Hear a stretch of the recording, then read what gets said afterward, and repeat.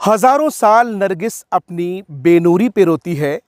हजारों साल नरगिस अपनी बेनूरी पे रोती है।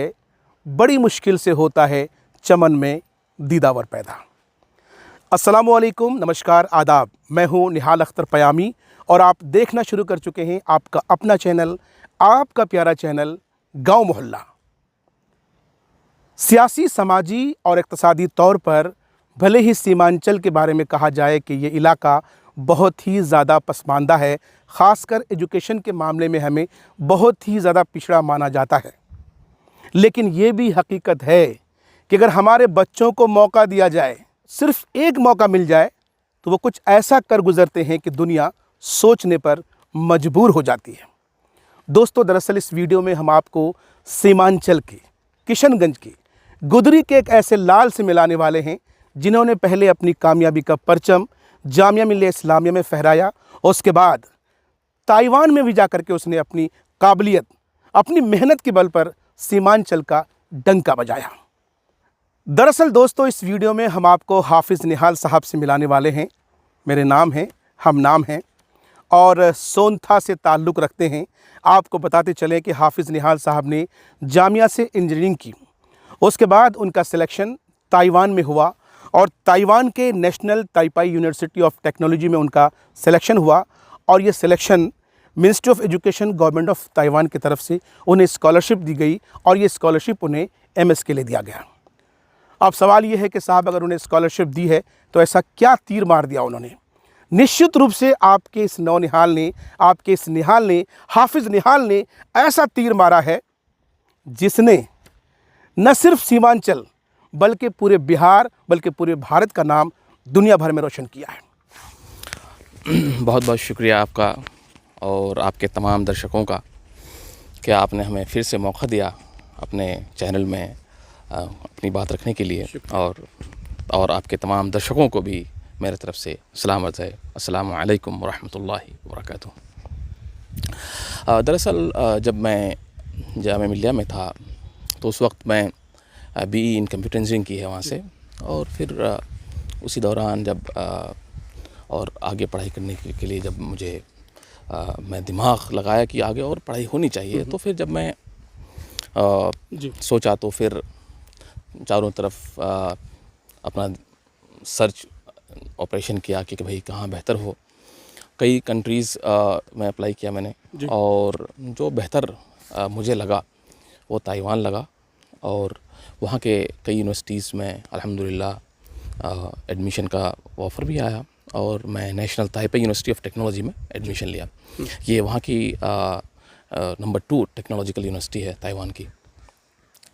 और जो मेरा रिसर्च एरिया रहा, तो इस वक्त मेरी PhD चल रही है वहाँ से, तो मैं इस वक्त जो रिसर्च कर रहा हूँ वो आर्टिफिशियल इंटेलिजेंस पे कर रहा हूँ, और इसमें एक पर्टिकुलर फील्ड पे काम कर रहा हूँ मैं, वो उसको कहते हैं AED ड्रोन। यानी निहाल साहब, एक बात समझनी है आपसे, और समझना ये है कि जाहिर है और भी लोग आपके साथ पढ़ाई कर रहे होंगे, लेकिन यूनिक क्या किया आपने, ऐसा अलग क्या किया कि जिसकी वजह से आपको ये उपलब्धि दी गई है?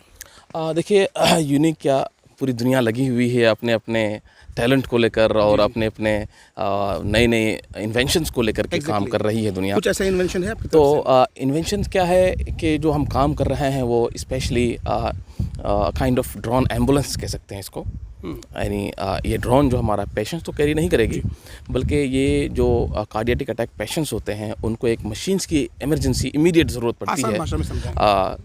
जो हार्ट के जो मरीज़ होते हैं उनको इमीडिएट एक मशीन्स की ज़रूरत पड़ती है। जैसे अटैक आता है, अगर फ़ौरन आप जो है उसको ये मशीन मुहैया करेंगे तो वो मशीन जो है उनके हार्ट को पंप करने में बड़ा सहयोग करता है, मदद करता है। तो अब ये मशीन कैसे उस इमरजेंसी वक्त के दौरान कैसे पहुँचे उस मरीज़ तक, तो इसके लिए ड्रोन टेक्नोलॉजी का इस्तेमाल किया जाएगा।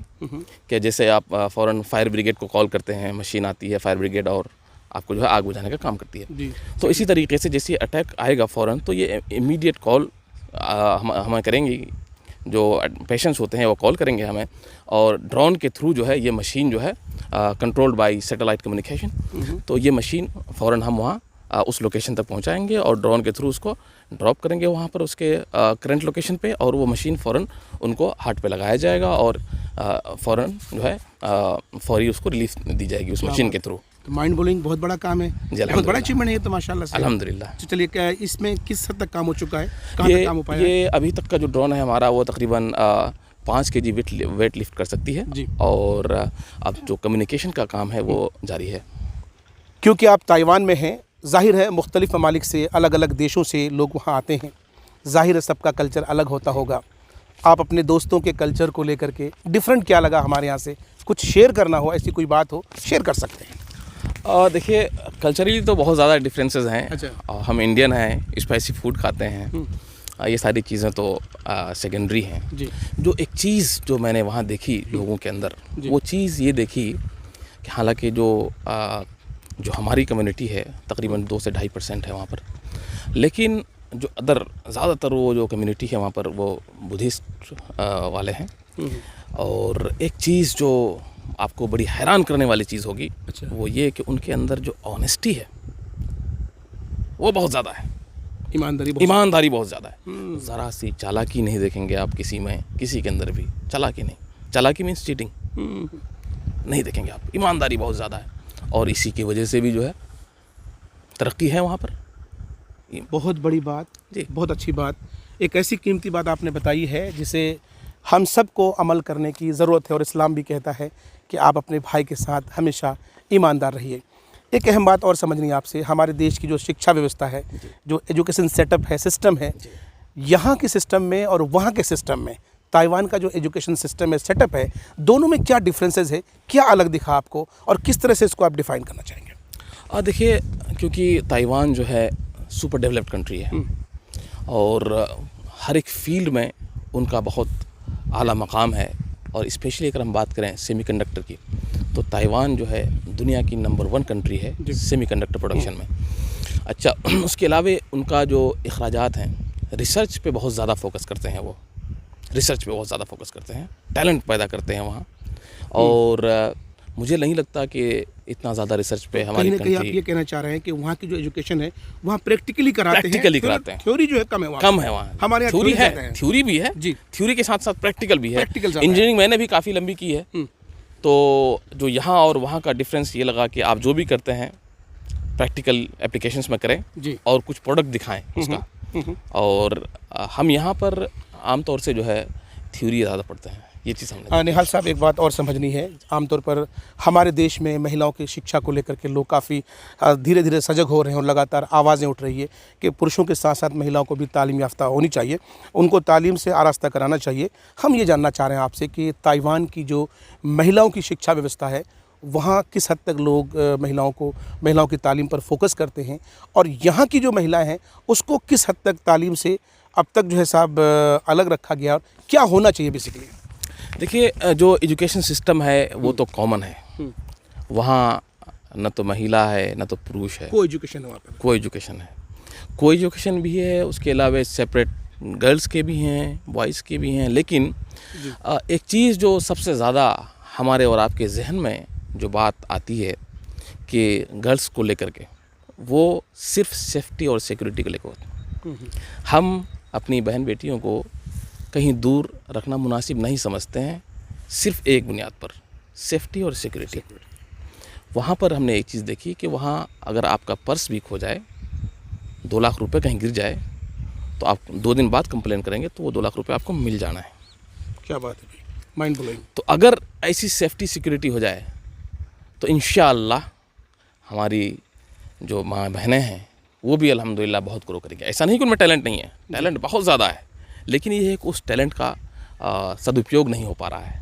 वो टैलेंट जो है हमारा ऐसे ही मिसमार हो जा रहा है। अगर उस टैलेंट का इस्तेमाल हो तो इंशाअल्लाह हमारी कम्युनिटी भी आगे बढ़ेगी और पूरा देश आगे बढ़ेगा। निहाल साहब, जिस तरह से आपने सफ़र शुरू किया सोनथा से जामिया का, फिर जामिया से ताइवान गए, इस वीडियो को देख रहे बेशुमार दोस्त ऐसे होंगे जिनके दिल में ये जिज्ञासा पैदा हो रही होगी कि काश हम भी निहाल साहब की तरह मंजिलों को जो है साहब आगे की बुलंदियों पर हम पहुंचते जाएं। तो हमारे युवाओं के लिए, हमारे भाइयों के लिए, देश के नौजवानों के लिए क्या संदेश है आपका? देखिए, एक चीज़ जो मैं कहना चाहूँगा वो ये कि आप किसी भी फील्ड पर काम कर रहे हों, किसी भी फील्ड पर आप काम कर रहे हों, आपको सिर्फ एक चीज़ पर ध्यान देनी होगी, वो है टैलेंट। टैलेंट पर ध्यान देनी होगी। आप इंजीनियरिंग में हैं तो आपके अंदर जिस फील्ड के आप हैं वो टैलेंट होने चाहिए आपके पास। आप किसान हैं तो आप रिसर्च को एग्रीकल्चर में लगाइए जी। उसमें काम कीजिए।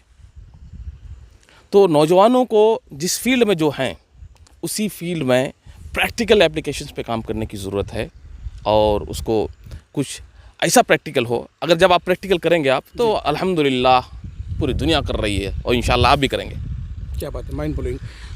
निहाल साहब, जैसा कि शुरू में ही आपने बताया कि आप हाफिज़ कुरान हैं, और दोस्तों आपको बताते चलें कि तौहीद एजुकेशनल ट्रस्ट के ज़ेर एहतमाम एक इदारा है जहां से हिफ्ज़ कराया जाता है, और निहाल साहब ने वहीं से हिफ्ज़ किया है। और बड़ी खुशी की बात है कि मैं उसी तौहीद एजुकेशनल ट्रस्ट का मीडिया इंचार्ज हूँ।